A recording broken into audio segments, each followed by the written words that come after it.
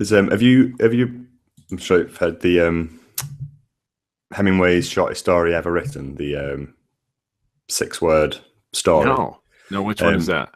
it goes, for sale, baby's shoes never worn, Oh and wow. it's just like so much packed into 6 words.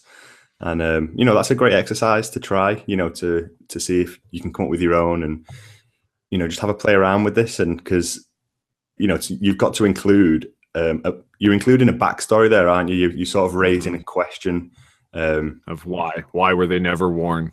Yeah, and it gets you thinking, and that's a great exercise to sort of think about. You could fill it out, couldn't you? You could make it 10 words, you could make it 15 words, but he's achieved it in just 6. Hmm.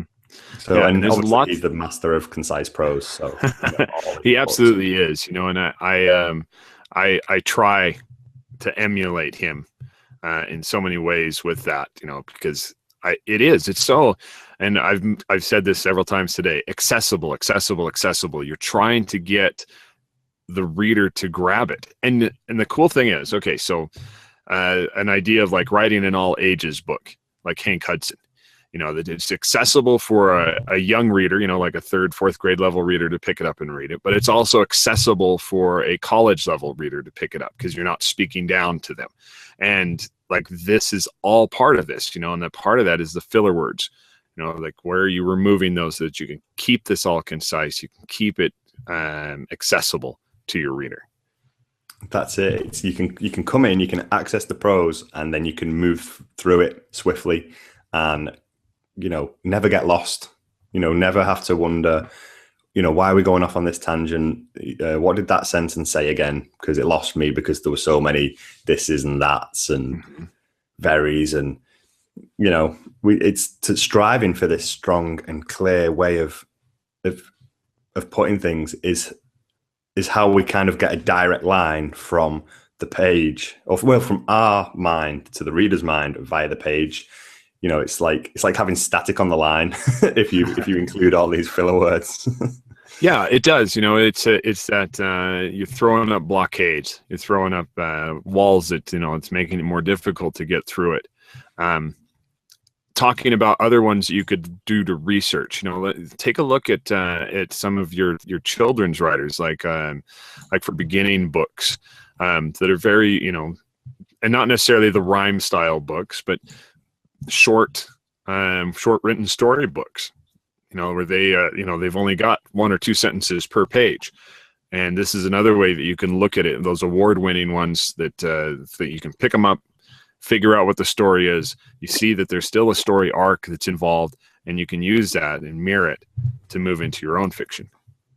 Yeah, I think that's excellent, and it's great that there are these sort of ways. It's not like you're on your own and you just have to sit down and suddenly start writing like Hemingway, because it's not going to happen. But that there are these things that we can do that are going to train this writing muscle really, and get us better at thinking about these things.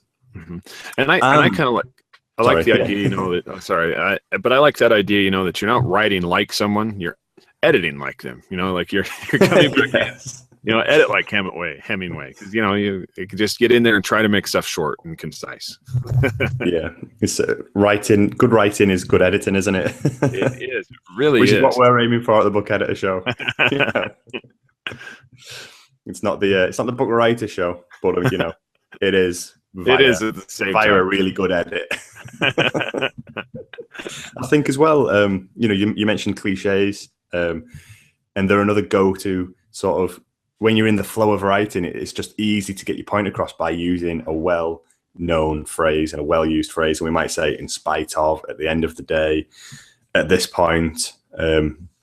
And I think you can just do a quick Google search for cliches and overused phrases, and just get straight to that find and replace tool on Word. That's just a great way to weed them out, weed out these overused phrases. Yeah, and and sometimes you'll make up your own phrases too, and you'll find that you've been using a lot. I think I found 4 of them. I got rid of 2 of them. Good to his word. I used that, I think, 4 times in Hank Hudson. Good to his word, he did this. Good to his word, he did that. And so I had to Had to drop some of those out.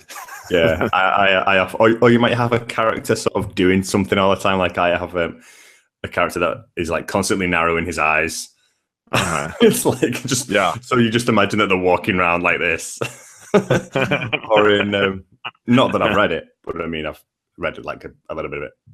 But in 50 Shades of Grey, I noticed after just reading like a page or two that she's always biting her lip.